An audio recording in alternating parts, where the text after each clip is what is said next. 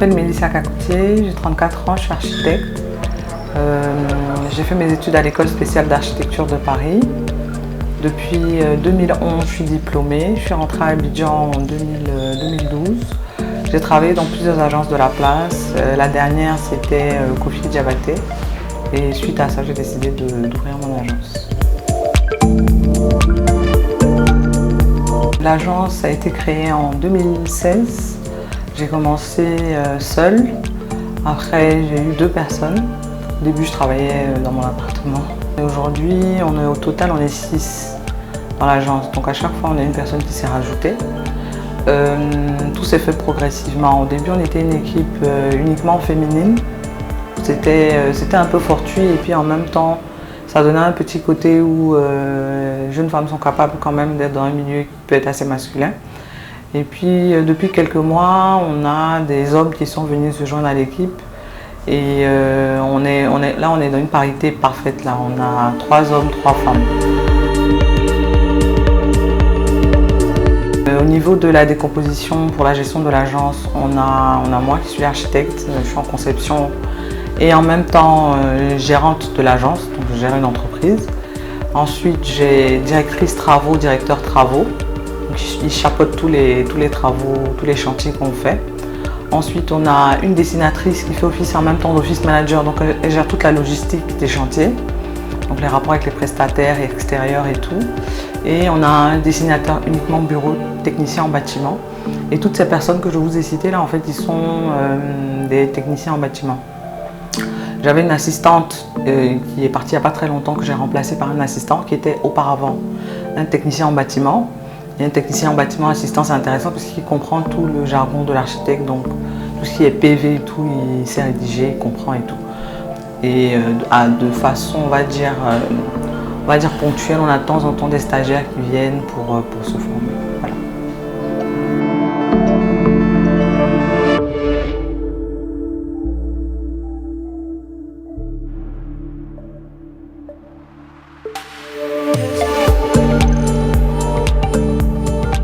Les projets, on va dire, les 2 projets les plus marquants pour l'instant de ma petite carrière. Le premier même, c'est pas vraiment un projet de carrière, c'est plutôt un projet de diplôme. Le projet qui a fait qu'à la fin, quand j'ai fini de présenter, elle a dit vous êtes architecte, félicitations, vous êtes architecte, c'est mon projet de diplôme. C'est le projet de la pyramide d'Abidjan. Donc moi j'ai eu à travailler sur ce projet-là quand j'étais en 5e année d'architecture. Et j'ai fait une étude en fait sur la pyramide et c'était un projet qui était complètement utopique. Parce que je venais creuser dans la pyramide et puis créer une maille qui était faite avec on va dire des feuilles de palmier.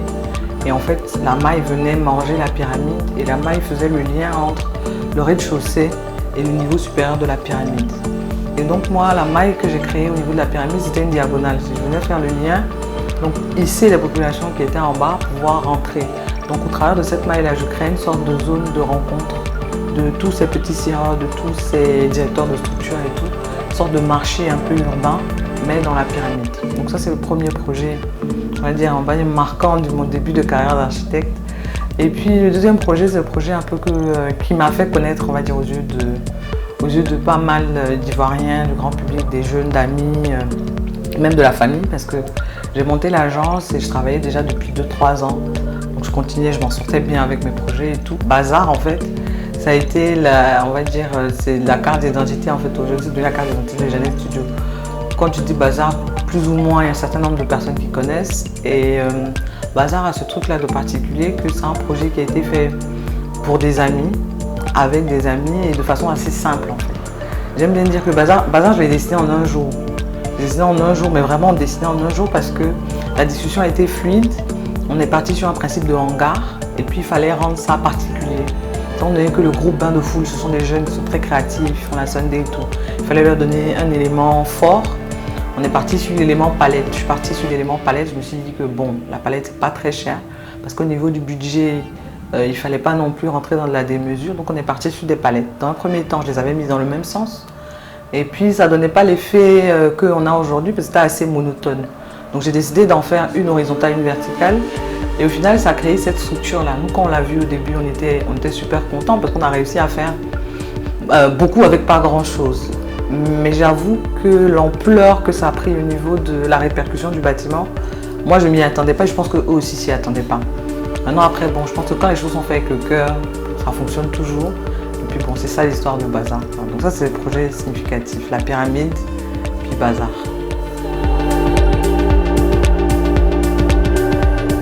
Un architecte pour tous parce que pour moi un architecte en fait, le terme est, j'ai appris récemment que architecte, après c'est à vérifier de ma part, mais archi venait de, il y a un côté un peu premium, premier créateur et tout, que le terme archi voulait dire limite au-dessus.